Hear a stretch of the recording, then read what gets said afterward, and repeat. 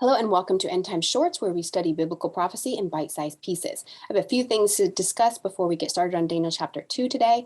Number one, I am not claiming to do any kind of prophesying here. This is just an interpretation of Daniel that I'm going to give.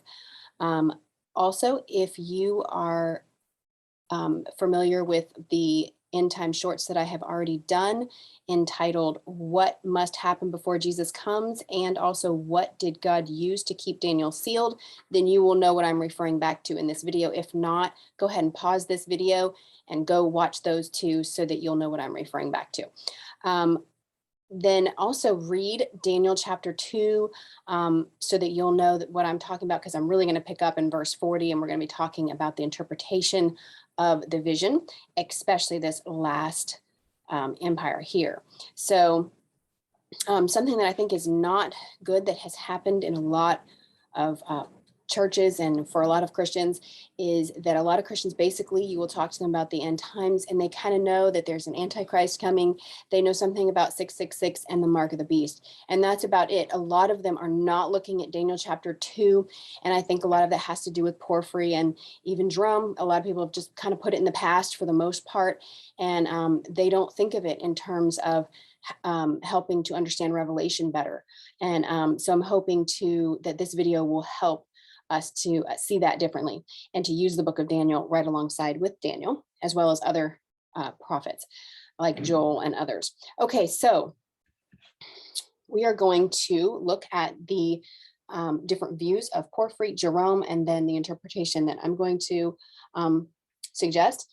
So Porphyry, we know that his motive was to cram prophecy in that short little time period so that he could disprove prophecy both short-term and long-term. And so his view is that the head of gold was Babylon, that the silver was Media-Persia, that the bronze kingdom was Alexander's Greece, and that the iron kingdom was Alexander's successors, ending with Antiochus Epiphanes, and he says that all of Daniel finishes up there. Okay. Of course, he was not a believer, and so I just throw his entire view just off and don't really use it in any way. So then Jerome, he was a Catholic monk that we already talked about, and I'm going to show you his view. His view about the vision of Daniel in Daniel chapter 2 is that the head of gold was Babylon, that the silver was Media-Persia, that the bronze was Greece, and that the iron kingdom was Rome. One thing to consider when you look at this view is that the Christians and just the people around that time did think that they were living in the last kingdom. They believed that Rome was going to actually be the last kingdom of the world. In fact, many of them were looking for the Antichrist and thought that he was near. This is important to keep in mind because we know now that lots of time has happened that that's not true, that Rome wasn't the last kingdom. So a lot of Christians then over time developed a view that it was going to be a revised Roman Empire because they were accepting Jerome's interpretation of Daniel chapter 2. However, I don't see any evidence of that in scripture. So then I have a different interpretation, and I'm certainly not the only one to hold this, but I am trying to get it out and really comparing it with the book of Revelation, which is what we're going to do today. So if we compare it with Revelation 17 and 18, which we've already done in the study that says what must happen before Jesus comes, you will see that there's a lot of parallels, and that's what I hope to point out today. So I believe that the head of gold is Babylon, the silver is Media-Persia, the bronze is Greco-Roman Empire, and that the fourth kingdom is actually the Antichrist kingdom. This iron kingdom is the empire of the Antichrist, which is rising and is still yet to come. Okay, so follow along in Daniel chapter 2, picking up at verse 40, and we're going to see what we can find out about these last kingdoms, Babylon, the 10, and the Antichrist that happen before Jesus comes. Okay, so the fourth kingdom will be as strong as iron, for iron crushes and shatters everything, and like iron that smashes, it will crush and smash the others. You saw the feet and the toes Okay, let's pause there. How many toes does everyone have? 10, right? So it's a group of 10. And later, if you keep on reading in the text, you will see that it calls them 10 kings. So I'm calling them the same as these 10 leaders from Revelation 17, because they are also called 10 kings, okay? So 10, okay, toes, partly of potter's fired clay and partly of iron. It will be a divided kingdom, though some of the strength of iron will be in it. You saw the iron mixed with clay, and that the toes of the feet were partly iron and partly fired clay. Part of the kingdom will be strong and part will be brittle. Let's keep reading. You saw the iron mixed with clay. The people will mix with one another, but will not hold together, just as iron does not mix with fired clay. In the days of those kings, those 10 kings, the God of the heavens will set up a kingdom that will never be destroyed. Bear with me while I do share my screen. So the things in red for Babylon and for the 10 are in Revelation 17 and 18 mostly. And the things in blue are the things that just got added, I believe, to more understanding of what Babylon will be like. So this last kingdom it starts with this iron. So at first it's just full iron, and I would say this is Babylon. And so we learned that it will be strong. It crushes, shatters, and smashes everything. Okay, so that is what it will do to the earth.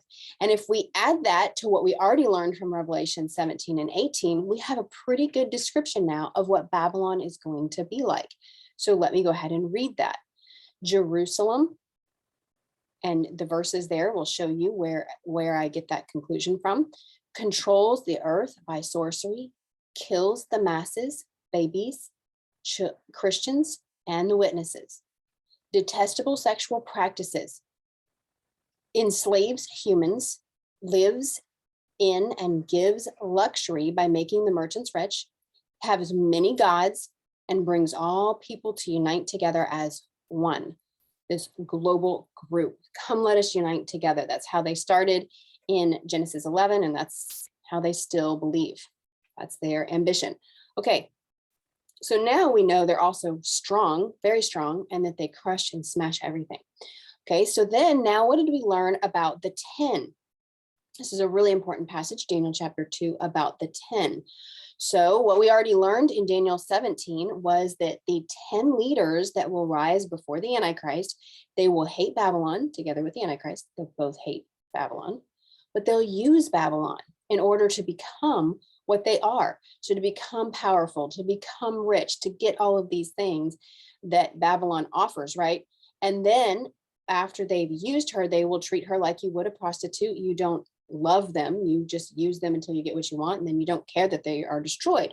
Okay, so they have authority as if kings, but they do not have a kingdom. That's pretty significant. We need to look for those kinds of leaders that will rise. Okay, they will burn, expose, and make Babylon desolate. Along with the Antichrist, they will do this.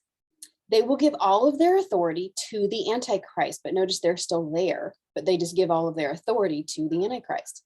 They will wage war against Jesus, against the Lamb, and you'll see that in Revelation 17, and Jesus will defeat them and will kill them.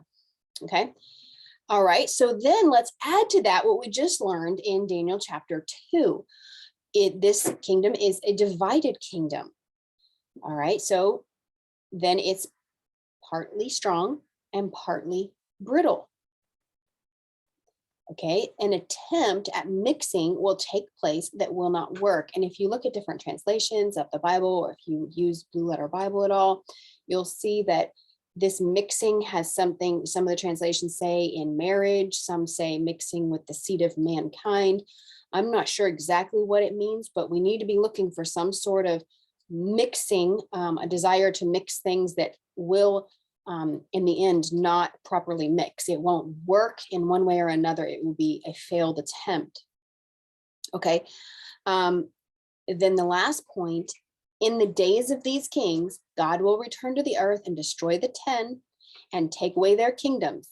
God will set up his own kingdom that will never be destroyed. Okay, so what we just learned that we didn't previously know, we know that Babylon is going to be extremely strong. The 10 will have some of that strength, right? But they will be divided, partly strong and partly brittle. And they'll rule for a short time with the Antichrist, and that Jesus will come back and wipe out the 10 and the Antichrist. Okay, so these are important things, I think, to take note of and keep in mind as we are looking for what the apostasy is going to be like and things to be looking for. And as I've said in previous videos, we don't want to be looking for Jesus's return before we're first looking for the Antichrist. And before we're looking for the Antichrist, we need to be looking for the 10. And before the 10, we need to be looking for Babylon. So we really need to know those descriptions according to scripture really well. So, okay, I hope this is helpful, and I look forward to recording the next video.